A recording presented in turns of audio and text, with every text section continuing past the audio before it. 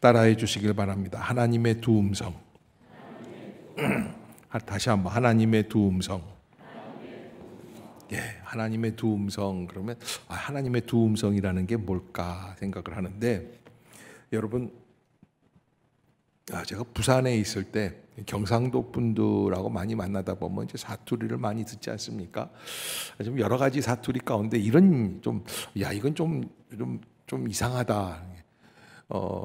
행사를 마쳤는데 사찰 집사님이 저한테 오셔서, 목사님 욕 받습니다. 이거 굉장히 위쪽에서는 안 좋은 얘기인데 욕 받다고 그러는 거예요. 근데 이제 수고 많았습니다.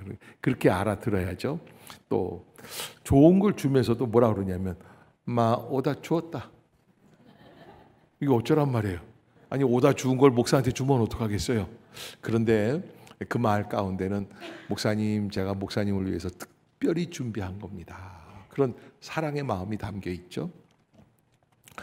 자연을 통해서 하나님의 음성을 듣자라는 게 이제 19편 첫 번째 내용입니다. 그래서 두 가지 음성인데, 하나는 환경과 자연, 우주 만물을 통해서 그렇게 하나님의 음성을 듣는다. 19편 1절에 보면은 하늘의 하나님의 영광을 선포하고 궁창이 그의 손으로 하신 일을 나타낸다, 이렇게 말을 하면서 3절에 보면 언어도 없고 말씀도 없고 들리는 소리도 없다 그랬어요.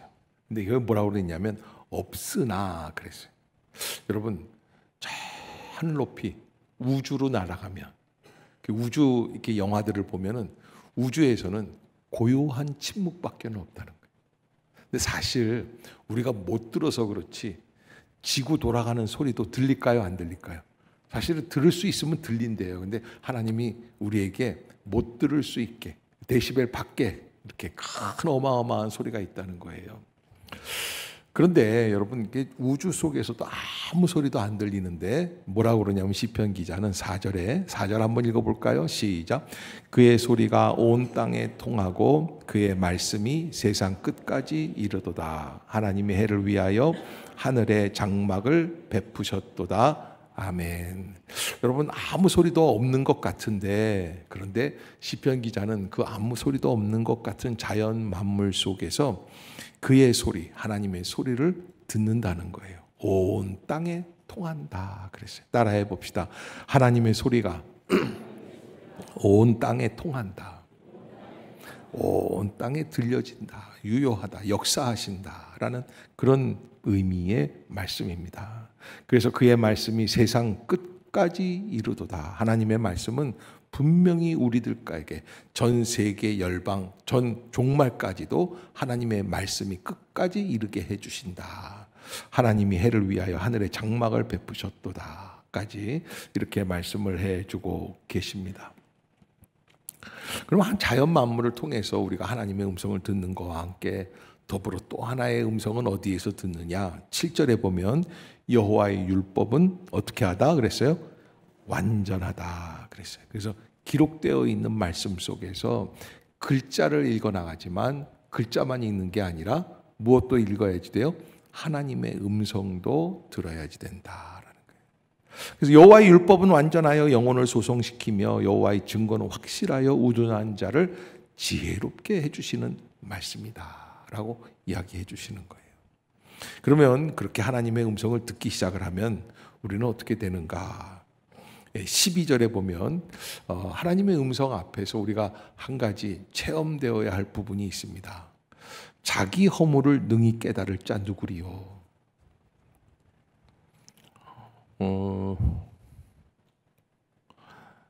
세상에 지식을 배워나가고 경험이 많기 시작을 하면 자기 성찰이라는 게 있어야 진정한 어른이 됩니다. 자기 성찰이라는 건 뭐예요? 내가 얼마나 부족한 존재인지를 알아야 되는 거예요. 그런데 자기 성찰이 없으면 어떻게 되느냐면 다른 사람들만 자꾸 뭐라고 그러는 거예요. 그런 사람들을 직장에서 뭐라고 그러냐면 쌍기역의 오에다가 니은이라고 이렇게 해서 꼰대. 그러니까 여러분, 자기 성찰이 없으면 우리는요, 나이 먹은 선배나 후배나 말할 것 없이 다 여기 안에 있는 우리 모두가 다 어떻게 됩니까? 그저 다른 사람을 지적하는 수밖에 없어요. 그래서 시편 기자는 하나님의 음성을 자연, 우주, 만물 또 말씀 속에서 들으면서 우리가 어떻게 바뀌어야 되는가, 자기 허물을 깨달을 수 있는 존재. 옆에 사람 한번 쳐다보세요. 여름이지만 열받지 않게 이렇게 얘기하세요. 너나 잘하세요. 그게 이제 이 시편 기자가 우리에게 주고자 하는 말씀이에요. 말씀 앞에 섰을 때, 하나님의 음성을 들었을 때, 여러분 우리가 좀 말씀을 잘 듣고 외우고 암송하고 알게 되면 참 이게 놀라운 게 있는데, 어쩌면 그렇게 남의 허물이 잘 보이는지 몰라요. 야, 김 집사 봐라, 박 집사 봐라, 잘 믿는다고 하면서 오늘 같은 날 휴가 갔구나, 안 보이는구나, 빠졌구나, 뭐 어떻게 됐구나. 꼭 그렇게 되는 거예요.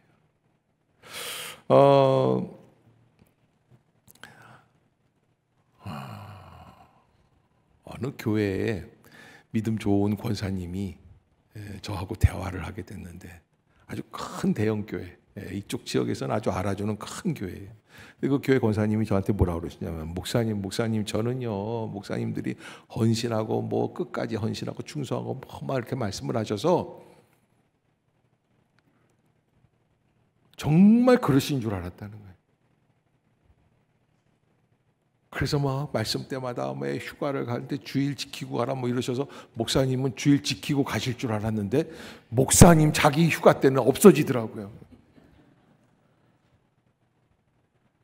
사실 목사가 밖에 나가서 지켜야 휴가지. 예, 교회 안에 있으면 그 휴가, 이렇게 또 얘기하면 또 여러분들이 가지도 개편이라고 또 저런 식으로 얘기를 하는구나. 그런데 그 얘기를 듣고 보면은 사실은 우리가요, 아무리 헌신하고 목사라고 해도요, 자기의 부족한 모습들은 잘 보이지가 않는 거예요. 그리고 다른 사람들이 주일 빼먹고 성수하지 못하고 잘못되게 살아가고 교만하게 살아가는 모습만 보이는 거죠. 그런데 시편 기자는 우리에게 뭐라고 그러냐면, 그거는 진짜 하나님의 말씀을 만난 사람이 아니라는 거예요. 진짜 만나면 어떻게 돼요? 자기 허물을 능히 깨달을 자 누구리요? 그러는 거예요. 자기 자신이 하나님 앞에 드러나는 거예요. 그래서 시편 기자는 13절에 뭐라고 그러냐면, 또 주의 종에게 고의로 죄를 짓지 말게 하옵소서, 그렇게 기도해요. 주의 종에게 고의로 죄를 짓지 말게 하옵소서. 여러분, 이 고의로 죄를 짓는다, 히브리어로는 이제 주드라고 하는 끌어올른다, 펄펄 끓는다라는 의미를 가지고 있는데, 고의적으로나 계획적으로 무례하게 죄를 범한다라는 의미를 갖고 있습니다. 여러분, 이게 범죄자들을 판단할 때 재판관도 그런 얘기를 하지 않습니까? 이게 모의된 계획된 범죄냐, 아니면 우연히 발생한 범죄냐. 사람을 죽여도요, 그냥 같이 일을 하다가 도끼가 튀어나가서 우연히 옆에 있는 사람을 칠 수도 있는데, 고의로 그 사람을 죽이려고 일부러 모의하면 이거는 형량이 크단 말이죠. 그런데 하나님 앞에서 내가 누구를 해코지하게 하려고 그렇게 일부러 죄를 저질러서 길이 준비하고 하는 그것이 하나님 앞에서는 큰 죄라는 거예요. 그래서 13절 이렇게 중반부에 보면, 그 죄가 나를 주장하지 못하게 하소서 그러는 거예요. 그리하면 내가 정직하여 큰 죄가에서 벗어나겠나이다. 그래서 14절에 보면 뭐라고 결론을 내리냐면, 나의 번석이시요 나의 구속자이신 여호와여, 내 입의 말과 마음의 묵상이 주님 앞에 연락되기를 원하나이다. 아멘. 따라해 봅시다. 내 입의 말과 마음의 묵상이 주님 앞에 연락되기를 원하나이다. 아멘. 그것이 시편 기자의 고백이에요. 주님, 내가 좀 그렇게 되었으면 좋겠습니다. 여러분, 제가요 운전을 하면서 제가 운전대만 잡으면 좀 거칠어지는 경향이 있어요. 그래서 우리 집사람이 제가 운전대를 잡으면 얼마나 간절하게 기도하는지 몰라요.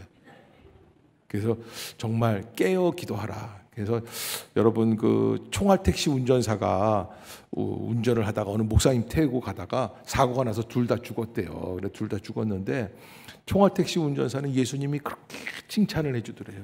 그리고 목사님은 무시하고 대답도 안 해주고.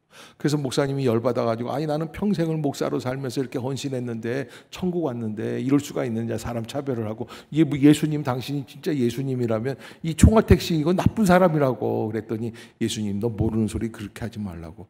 얘가 운전할 때는 얼마나 많은 사람들이 기도하는지 모른다고. 그러면 저는요, 네가 설교할 때 다 잤다 그러더래요. 여러분, 우리가 그래서 제가 좀 운전이 좀 거칠 때가 있어요. 거칠어서 이렇게 그러는데, 뭐 말로도 어이씨 그러고 막 그럴 때가 있잖아요. 왜 그래? 그러는데 옆에 있던 제 후배 친구 목사가 그러더라고요. 이 목사님, 야, 참 이게 차 아니라 내 얘기가 저쪽에 안 들려서 그렇지 얼마나 다행인지 모른다. 여러분, 이제 사실은 차 운전하면서 상대방 소리를 다 들으면 어쩔 때는요 전광판을 하나 해가지고선 끼어들지 마 이렇게 쓰고 가고 싶더라고요. 너 죽을래? 그러고 싶고요. 네? 그런데 여러분, 사실 우리 마음, 우리 속에 있는 모습들이 다 그렇지 않습니까? 죄된 모습들, 부족한 모습들, 허물이 있는 모습들이. 그런데 어떻게 하나님 앞에 연락되기를 원한다고 고백을 할 수 있어요? 그런데 시편 기자는 하나님의 음성을 듣고 그 은혜 가운데 함께 동행하고 교제하기 시작하면 그럼 그런 기적이 일어난다는 거예요. 주님, 내 입의 말과 마음의 묵상이 주님 앞에 연락되기를 원합니다. 정결한 심령으로 회복이 된다는 거예요. 아멘. 1961년입니다. 12월 달인데요. 소련, 구소련이죠. 유인 로켓을 인류 최초로 발사를 했습니다. 그때 제일 먼저 우주조종사가 됐던 사람이 유리 가가린이라고 하는 사람입니다. 1시간 29분을 이렇게 쭉 대기권 밖으로 나가서 로켓을 타고 우주를 돌아다녔습니다. 그때를 소련 공산당들이 놓치지를 않고 이제 그런 얘기를 만들어냈어요. 이거 사실은 아니래요. 그런데 이제 공산당들이 선거 이제 사회주의 그 선전을 하려고 만들어낸 얘기인데 뭐라 그러냐면, 서기장 후르시초프가 전화를 이제 무전기로 해가지고서는 가가린 동무 우주에 나가니까 어떻습니까? 너무 멋있습니다. 하나님이 보입니까? 야. 여러분, 해발 7,000m, 8,000m 비행기를 타면 올라가요. 그럼 거기에는 영하 50도가 돼요. 저만 그런 게 아니에요. 여러분 다 비행기 타고 어디 가면은 다 그렇게 올라가는 거예요. 예? 근데 거기 가 보면 하나님 보여요? 이게 소련 공산당들이 그 참 이용하는 거죠. 그래서 뭐라고 그랬냐면, 실제로는 가가린이 보인다고 그랬대요. 하나님 봤다고 그랬다는, 만났다고. 그런데 하나님을 못 봤습니다로 바꾼 거예요. 그러니까 1971년도 10년 뒤에 미국에서 유인 우주선을 뒤늦게 발사를 해놓고 미국에서도 또 똑같은 질문을 대통령이 한 거예요. 제임스 어윈이라고 하는 조종사인데, 제임스 어윈 수고 많았습니다. 당신 저기 우주에 가니까 하나님이 보입니까? 그 사람들은 뭐라고 대답을 해요? 온 우주 속에 하나님이 가득하십니다. 제가요, 사실은 뭐 가가린이 진짜 그런 얘기는 했느냐, 안 했느냐, 봤느냐, 못 봤느냐, 이거 따지려고 하는 얘기가 아니에요. 실제로 가가린이 그렇게 얘기를 했는데, 그런데 소련 공산당은 못 봤다고 얘기를 하는 거예요. 그렇게 하고 몇 년 안 돼서 구소련은 체제가 어떻게 됐습니까? 무너지게 돼요. 미국이 위대한 국가, 기독교 국가라고 찬양하려고 하는 얘기가 아니에요. 하나님을 볼 수 없다고 하는 사람들의 마지막 모습들이 그렇게 될 수밖에 없는. 여러분, 우리가 신앙생활을 하면서 가장 중요한 것은 인생을 살아가면서 특별히 교회에 나오지 않아도 이 세상을 살면서 가만히 보면 우리 초등학교 때 배운 거 있죠? 수금지화 목토 천해명. 박식하죠? 뭐예요? 이 태양계 안에 태양을 중심으로 돌고 있는 위성들의 이름들 아니에요? 그런데 참 놀라운 거는 저는 우주를 보고 또 별들을 바라보고 있으면 예전에 어떤 가수는 저 별은 나의 별, 저 별은 너의 별, 뭐 눈같이 뭐 이렇게 해가지고서는 뭐 까만 눈동자, 달같이 뭐 까만 눈동자 뭐 해가지고서는 뭐 이렇게 했는데, 자 여러분, 그런 것보다는 제가 이렇게 느끼는 게 하나 있어요. 야, 이 수억 개의 행성이 있다는데 수억 개예요. 그런데 어디에만 생명이 존재한다는 거예요? 우리 지구별에만 생명이 있다는 거예요. 기적이에요? 안 기적이에요? 그 기적이에요. 여러분, 이런 분들이 있어요. 기적이 어디 있어? 다 우연의 일치야. 웃기는 소리 하지 마세요. 우리가 살아있는 게 기적이에요. 내가 나와 있다는 게 기적이에요. 여러분, 우리 인간 존재 자체도 그래요. 우리가 어쩌면 다 살아있을 수 없는 사람들이에요. 전적인 하나님의 섭리 속에. 제가 벌써 거의 한 30년 가까이 심양 쪽으로 이렇게 돌면서 중국 심양, 중국의 그 협동 단체 농장을 지나간 적이 있는데 가이더가 딱 세우더니 어느 집을 들어가더라고요. 저녁 때예요. 이게 예기치 않은, 그때만 해도요 참 이상한 일들이 중국 공안에서요. 제가 가면은요, 갈 때는 아무 말 안 하는데 떠나오면요 내가 들린 집에다 전화를 해요. 한국에서 목사 동무가 왔습니까? 안 왔습니까? 그러니까 이게 너무 위기 속에서 다니는 거예요. 사실 지금도 중국이 너무너무나 많은 감시망 속에서 교회를 해체시키고 있는데, 이렇게 하면서 이제 들어가 봤는데 제가 놀라운 풍경을 본 게, 협동 단체 농장인데 여자는 누워 있어요. 남자는 부엌에서 일을 해요. 그래서 제가 가이드한테 물어봤어요. 이게 무슨 일입니까? 그랬더니 중국 사람들은 몰래 누가 밥해요? 제가요. 그날 처음으로 주여 한반도에서 태어난 게 얼마나 감사해요. 여러분 보세요. 저 위에서 쭉 떨어지다가 살짝만 옆으로 갔으면 어디로 가는 거예요? 심양으로 가는 거예요. 그럼 어떻게 돼요? 농장에서 일하고 끝나고 와가지고서는 탁 주르고서는 이거 하는 거예요. 짜장면 볶고 있는 거예요. 여러분, 우리가 살아가는 게 사실은 우연의 일치인 것 같은데 가만히 보면 기적이에요. 하나님의 섭리예요. 그 섭리 속에서 세계를 바라보면 시편 기자는 우리에게 하늘이 하나님의 영광을 선포하고 궁창이 그의 손으로 하신 일을 나타내는도다. 날은 날에게 말하고 밤은 밤에게 지식을 전하니 언어도 없고 말씀도 없고 들리는 소리도 없으나 그의 소리가 온 땅에 통하고 그의 말씀이 세상까지 이르도다. 하나님이 해를 위하여 하늘에 장막을 베푸셨도다. 여러분, 사실은 어떻게 보면 지성인들, 과학자들, 천문학자들, 우주학자들이 보았을 때 하나님이 해를 위하여 하늘에 장막을 베푸시고 해는 그의 신방에서 나오는 신랑과 같고 말이 되겠어요? 말도 안 되는 얘기지. 공전과 자전 사이에서 해가 시간이 지나면은, 하루가 지나면은 태양이 새롭게 떠오르는 것처럼 보이는 거지. 해가 떠오르긴 뭘 떠올라요. 그런데 여러분 가만히 생각해 보세요. 하나님이 안 보인다고 얘기했던 사람들처럼 밋밋하게 감동 없이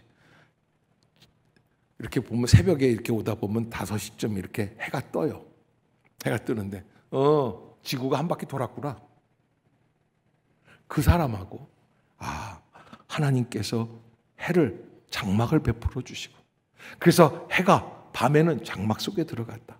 신방에서 나오는 신랑과 같이 다시 달려나와서 오늘도 하루 종일 우리를 향해 비춰주겠구나. 삶의 그 자체가 달라지는 거예요. 방향이 달라져요. 영국의 고전주의 대표적인 시인이었던 알렉산더 보프라고 하는 시인이 이런 이야기를 했습니다. 인생을 바보같이 사는 사람의 유형에 대해서, 인생을 바보같이 사는 사람의 유형.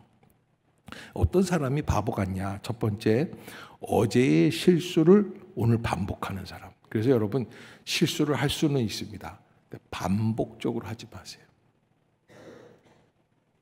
저희 아버님은 사업 실패를 6번인가 7번 하셨어요. 야, 근데 그게 기적이에요. 그리고도 우리가 살아있는 게 기적이죠. 그냥 사업 실패가 얼마나 큰지 한 번 실패하시면 엄청난 파장이 있는데, 그래서 여러분 가장 중요한 게 한 번 실수할 수 있는데 내가 왜 실수를 반복해야 하는가? 내가 사람들과 왜 자꾸 미움의 감정을 갖게 되는가? 왜 내가 불순종하게 될까? 하나님 앞에서 잘못된 길로 가게 될까? 잘못 아플까? 잘못된 역사 속에 들어가게 될까? 잘못된 사람들과 함께 있을까? 반복하지 않기를 바라요. 그게 왜? 어리석은 사람이기 때문에 그래요.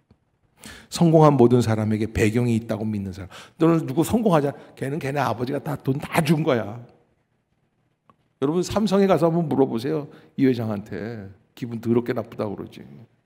다 자기가 노력한 게 있는 거예요. 생각을 바꿀 용기가 없는 사람. 세 번째, 생각을 바꿀 용기가. 네 번째는 행운을 기다리며 변화를 포기한 사람. 언젠가 내게 행운이 올 거다 생각을 하고 변화할 거를 포기하는 사람.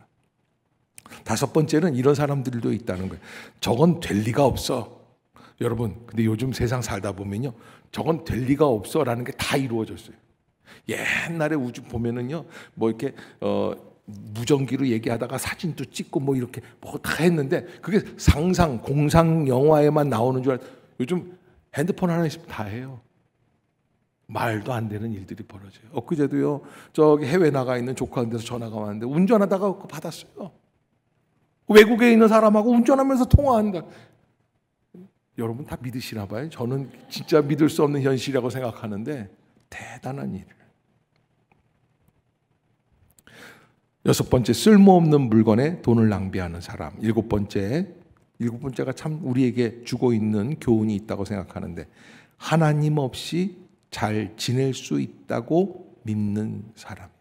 알렉산더 포프가 생각할 때 저 참 미련한 사람. 뭐 하나님 없이 잘 지낼 수 있다고. 그래서 오늘 시편 기자는 우리에게 하늘을 바라봐도, 해를 바라봐도, 달을 바라봐도 그 모든 모습 속에서 누구를 생각하라는 거예요? 하나님을 생각하라는 거예요. 아멘. 아멘. 두 번째, 우리가 또 들어야 될 음성이 있습니다. 그는 바로 하나님의 기록된 말씀입니다. 오늘 7절에 보면 여호와의 율법은 완전하다. 영혼을 소성시킨다. 죽어버린 영혼, 강팍해진 영혼, 그 영혼을 회복시킨다. 여기에서 이 7절을 얘기하고 있는 그 이유는 시편 기자가 볼 때 인간은요, 육체만 갖고 있는 존재가 아니라는 거예요. 우리의 심령 속에 영혼이라고 하는 부분이 있다는 거예요. 그래서 여러분 정말 그런 게 있어요. 뭔가 잘못된 정신이 되면은요, 먹어도 배가 고파요. 이게 치매예요. 자기가 먹은 걸 잊어먹어요. 계속 배고픈 거예요. 그래서 우리가 영혼을 소성시킬 때에 예수님은 그러셨죠. 사마리아 성 수가성에서 양식을 구하러 갔던 제자들이 와가지고 주님 괜찮으십니까? 그러니까 나는 너희들이 알 수 없는, 알지 못하는 양식이 내게는 따로 있느니라. 그런 것처럼 우리가 인간이라고 하면 인간의 존재 안에는 육신적인, 먹어야 배가 부르는 육적인 존재만 있는 게 아니라 먹지 않아도 배부를 수 있게끔 하는 영적인 존재가 따로 있다는 거예요. 아멘. 그래서 영혼을 소성시킨다는 거예요. 여호와의 율법은 완전하여 영혼을 송송시키고 여호와의 증거는 확실하여 우둔한 자를 지혜롭게 한다. 그래서 영적으로 깨어 있을 때, 그리고 깨어 있는 역사가 어디에서 일어나느냐? 하나님의 기록되어져 있는 말씀 속에서 이루어진다는 거죠. 예전에 제가 이제 그 연예인교회 80년대에 있었는데 그 앞에서 하용조 목사님이라는 분이 연예인교회를 이제 새로 개척을 하고 연예인들을 다 데려다가 성경 공부를 하는데 그때 많은 이야기들이 있었어요. 근데 그때 이제 방송 극작가 나연숙, 여러분 이름 한번 들어봤을 거예요. 나연숙 씨라는 분이 있었는데 이분이 이제 연예인들 권유에 의해서 작가님, 이게 방송계에서는 작가가 왕입니다. 이게 대단한 거예요. 그때 이제 우리 그 연예인 교회 극작가 이희우 씨라고 계셨는데 그분이 안수 집사였는데 보통 이제 그 드라마 한 편을 하면은 스타들이 뭐 몇 명이 찾아와서 자기한테 역할 좀 달라고, 자기한테 역할을 달라고. 그렇게 이제 작가들이 굉장히 중심이 되어 있습니다. 우리가 눈에 보기에는 배우들이 중요할 것 같은데 배우보다 더 중요한 거는 작가입니다. 작가가 어떻게 각본을 쓰느냐에 따라서 또 감독이 어떻게 영화를 만들어 가는 것이고 배우는 어떻게 보면은 손끝에 붙어 있는 도구라고 밖에는 할 수밖에 없는 그런 존재인데 나연숙 씨가 성경 공부에 참여를 했는데 하용조 목사님이 물어봤다는 거예요. 여기서 성경 몇 번씩이나 읽어보셨어요? 그러면서 이렇게 한 번 읽은 분, 두 번 읽은 분, 세 번 읽은 분, 5번, 10번 읽은 분들 계시는데 나연숙 씨는 한 번도 읽어본 적이 없어요. 작가라는 사람인데, 글을 쓰는데, 사람들을 울리고 웃기기도 하는 그런 사람인데 성경을 한 번도 못 읽었다. 자기 나름대로 그 자리에서 충격을 받고 그리고서는 돌아왔어요. 그때 처음에 읽을 때는 저 영적인 의미로 성경을 읽은 게 아니라 세계의 가장 베스트셀러인 성경은 내가 한번 그래도 읽어봐야 되겠다. 내가 작가이기 때문에 창피해서 읽었고 그분이 나중에 얘기하는데 5기로 읽었대요. 재미가 없었어요. 그런데 5기로 한 6개월 읽는 동안에 어떤 일이 벌어졌는지 말씀이 자기를 사로잡아요. 그리고 읽다가 스스로 은혜를 받아요. 그리고 예수를 영접하는 역사가 일어났어요. 근데 어떻게 일어났느냐? 이게 진짜인지 어떻게 아느냐? 그 집안이 다 뒤집어졌어요. 자녀들뿐만 아니라 의사였던 남편이 그 병원을 내려놨어요. 신학을 들어갔어요. 그리고 하나님을 믿는 하나님께 헌신하는 사역자로 바뀌었어요. 그 변화의 역사예요. 나연숙 씨만 그런 게 아니에요. 러시아의 문학가 도스토예프스키, 하나님이 없다면 무슨 일이라도 허용될 수 있기에 가장 큰 절망은 하나님이 없다고 생각하는 것이다 라고 말을 했다고 하는데 16살 때 도스토예프스키는 자기 눈앞에서 아버지가 노무자들, 농민들한테 밟아 죽어가는 모습들을 보았대. 그래서 이 사람들을 기억하면서 사회주의 운동, 노동자들이 잘 살 수 있는 그런 사회주의 운동을 하다가 체포돼서 황제로부터 사형 선고를 받게 되고 시베리아로 끌려가게 됩니다. 옛날 기차는 요즘 같지가 않고 옛날엔 나무로 이제 이렇게 화물칸 같은 거 다 막아서 이렇게 엉성하게 했으니까 어느 조그마한 시골의 간이역에 도착했는데 그 간이역에 도착한 그날 뭐 조그만 뭐 물주머니 같은 거 뭐 물병 이런 거 넣어주면서 그래서 어느 부인이 아주머니가 이렇게 똘똘똘똘 말하는데 이걸 펴보니까 여기에 성경 말씀이 기록이 되어 있는 거예요. 예수님께서 하신 말씀, 내가 곧 길이요 진리요 생명이니 나를 믿는 자는 죽어도 살겠고 나를 살아서 믿는 자는 영원히 죽자, 뭐 이런 말씀들. 그러니까 도스토예프스키는 그 당시에 러시아 정교회가 극성을 부리고 있지만 아무리 교회가 있어도 노동자들은 이렇게 죽어간다라는 그런 전제하에 받아들이지 않았는데 그냥 우선 했는데 이게 뭐 수십 일을 가니까 열차가 다시 또 열어서 보고 다시 또 열어서 보고 다시 또 열어서 보면서 열차에서 내릴 때 도스토예프스키의 마음이 완전히 바뀌어요. 그러면서 그는 예수 그리스도를 자신의 구원자로 영접하게 되고 도스토예프스키는 이런 이야기를 남겼습니다. 누가 내게 그리스도는 진리가 아니다라고 증명한다 하더라도 나는 그리스도와 함께 있고 싶다 그랬어요. 그러니까 인간이 증명하는 진리를 뛰어넘는 분이 주님이시다. 아멘. 아멘. 나는 진리보다도 차라리 예수와 함께 있고 싶다. 여러분, 인간이 갖고 있는 진리라고 우기는 진리의 명제가 있습니다. 1 더하기 1은 2라고 하는 그런 진리들이 있어요. 그러나 하나님은 그 진리 위에 계시는 분이라고 하는 사실이에요. 그러면서 그는 그 기차 열차 안에서 자기 자신을 내려놓게 되고 자기가 하나님 없이 살았음을 회개하게 되고 열차가 도착했는데 황제의 칙령의 사형장에서 마지막 죽음의 위기 앞에서 그래서 다시 용서를 받고 다시 살아나요. 그리고 쓴 책이 죄와 벌이라는 유명한 대작품을 남기게 되었다라고 이야기합니다. 여러분, 성경 말씀을 읽으면서 우리가 하나님 앞에서 무엇을 생각할 수 있는가? 야, 봐라. 요거는 오늘 김 집사, 오늘도 여러분 우리가 제가 이렇게 설교하고 있지만은 이 말씀을 들으면서요 이렇게 얘기할 수 있어요. 목사님이 벌써 휴가 때 사람들 안 나오니까 이런 말씀하시고, 봐라 김 집사 오늘 저쪽 저쪽으로 놀러 간다고 그랬는데 내가 오늘 얘기하겠구나. 김 집사 널 목사님이 씹으시더라. 여러분, 자 이렇게 보면요 조금 잘못 지식이 들어가기 시작을 하면, 지식이 채워지지 않으면 누구의 허물이 보인다고요? 다른 사람의 허물이 보여요. 근데 진정으로 주님을 만나게 되면 어떻게 돼요? 내 허물이 보여요. 시간이 지났지만 이 얘기는 좀 해야 될 것 같아요. 고2 때 여름에 저쪽 여주, 경기도 여주 남한강 있는 쪽으로 이제 갔는데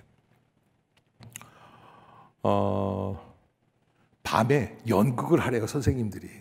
그래서 무슨 연극입니까? 그러니까 십자가의 길이라는 연극이 그때 유행이었어요. 그래서 예수님이 재판받고 제자 베드로한테 부인당하고 그 다음에 이제 나중에 십자가에서 죽으시는 장면 이렇게 쭉 있는데 다 맡아서 하는데 예수 역을 맡을 사람이 없는데 저보고 맡으래요. 아니, 나는 무슨 제가 이런 거 제일 싫다고 그랬잖아요. 제가 이런 영적인 거 제일 싫어하는 스타일이었는데 나보고, 제가 고등학교 때도 이 몸매였거든요. 근데 내가 어떻게 십자가에서 그래서 내가 그래도 나중에 그래서 하도 없다 그래서 제가 했는데 저희 애들이 지나가면서 그러는 거예요. 부정축제형 예수라고 그래요. 이게 연극이 안 되게끔 돼 있어요. 부정축제형 예수가 이렇게 하고 있는데, 그래서 예수님의 이제 마지막 말씀이 뭐예요? 십자가에서 하신 말씀이 엘리 엘리 라마 사박다니. 실제로 지금 나에게 다시 하라 그러면 내가 진지하게 예수님의 그 외마디 비명을 다시 재현한다면 엘리 엘리 라마 사박다니, 그리고 죽겠어요. 근데 그때는 고2짜리가 또 내가 왜 이런 거를 해? 불만이 있으니까 그냥 이런 거 엘리 엘리 라마 사박다니 꽥 죽었어요. 그러니까 이 연기에 혼을 담을 수가 없죠. 다 그냥 건성하고 애들이 더 재미있게 하려고, 제가 또 워낙 재미있게 하는 사람이에요. 조심해야 되는데 비웃는 사람이 있어요. 재미있어서 웃는 사람하고 비웃는 거하고 딱 들려요, 여기서. 그래서 그냥 엘리 엘리 라마 사박다니 그랬는데요, 이상한 일이 벌어졌는데 여자애 하나가, 우리 또래 애들이죠, 십자가 앞으로 오더니 제가 이렇게 죽어있는 그 자리에 무릎을 꿇고 울기 시작을 해요. 그러더니 준비한 것처럼 한 10몇 명이 막 울기 시작을 하고, 그날 밤에 우리 고등부 애들이 한 200~300명 됐거든요. 한 150명 정도는 캠핑을 간단 말이에요. 150명 다 울고 기도했어요. 저도 얼떨결에 그냥 십자가에서 내려가서 울고 기도했어요. 근데 그 문제는 이제 그해 가을이에요, 가을에. 10월, 9월 말 10월 추석 지났을까? 토요일 날 체했어요. 배가 아파요. 근데 이제 주일 날 보니까 계속 아파요. 이게 좀 먹어서 좀 어떻게, 주로 저는 지금도 이제 뭐 배가 아프면 먹어서 없애거나 그렇게 하려고 이제, 그래서 이제 콜라를 마시다가 안 되면 사이다 마시고, 사이다 마시면 안 되면 콜라 마시고, 이렇게 좀 트림하고 이렇게 하면 좀 내려가잖아요. 이제 그러는데 잘 안 돼요. 근데 이제 우리 집은 어떤 분위기냐면, 어머님한테 엄마 나 지금 배 아픈데 죽을 것 같은데, 그러면 엄마는 뭐라 그러냐면 눈 하나 깜빡 안 하고 죽을래면 교회 가서 죽어 그러는 거예요. 그러니까 꾀병인 줄 아시니까. 그런 분위기니까 그래서 아파도 가서 예배를 다 드리고, 그러고서 이제 저녁 때 이제 집에 들어와서 혼자 이렇게 있는데 저녁 8시쯤 됐는데 너무 아파요. 아파도 이게 보통 아픈 게 아니에요. 그때 이제 생각이 난 거예요. 그해 여름에 내가 장난삼아 예수님 역할을 했던 게 너무 마음에 걸려요. 통곡을 하고 4시간 동안 울었어요. 잘못했습니다. 제가 장난으로 했습니다. 애들은 진짜 우는데 저는 장난으로 했어요. 주님 용서하세요. 12시가 딱 넘어가는데요, 시원하대 거기서 트림도 나오고 용서해 주신 거예요. 주님이. 할렐루야, 감사합니다. 역시 주님은 살아계십니다.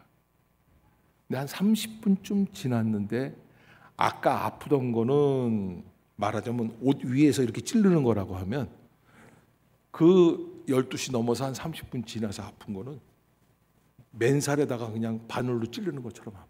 너무 배가 아픈 거예요.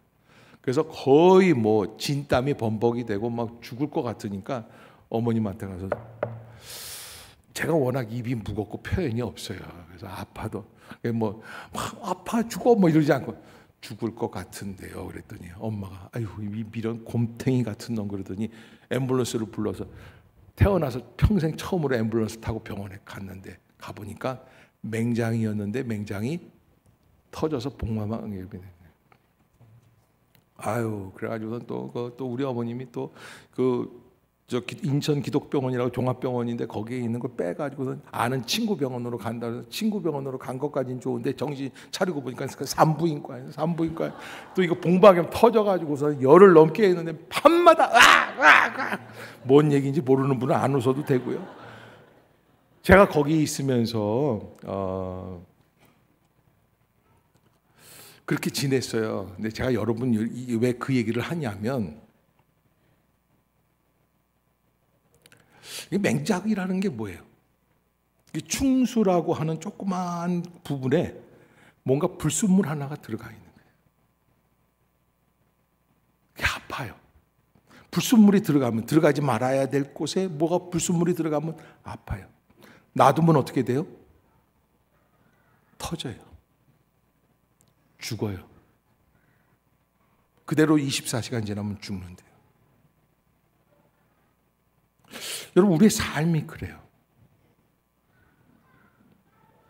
하나님과 나 사이에 잘못된 불순물이 들어오기 시작을 하고, 내가 하나님 앞에서 진정으로 내가 깨달아야 할 것들을 깨닫지 못하고, 하나님 말씀 앞으로 나아가지 못하고, 내가 아닌 다른 사람들만 바라보고 남을 판단하고 정죄하기 시작을 하고, 어떻게 됩니까? 내가 죽어요. 하나님과의 관계에 단절이 생기고 살아있으나 죽은 자가 됩니다.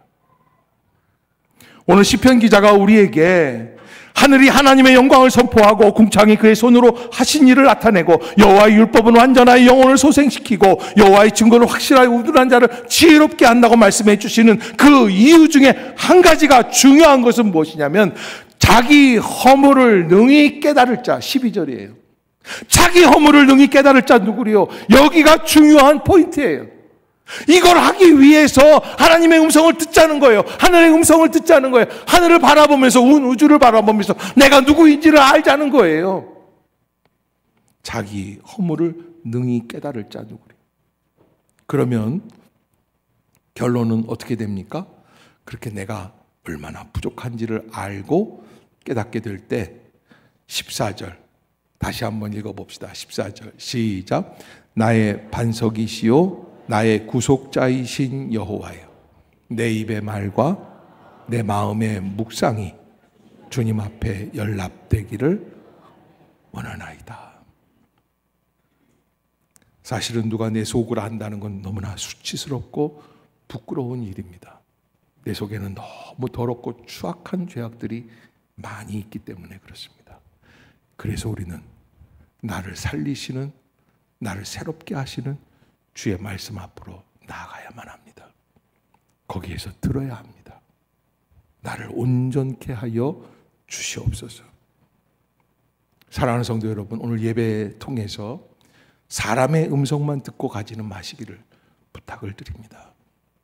우리를 온전케 해주시는, 자기 허물을 능히 깨달을 수 있게 해주시는 성령 하나님의 말씀 앞에 바로 설 수 있는 우리 모두가 될 수 있기를 주의 이름으로 축복합니다. 기도하겠습니다.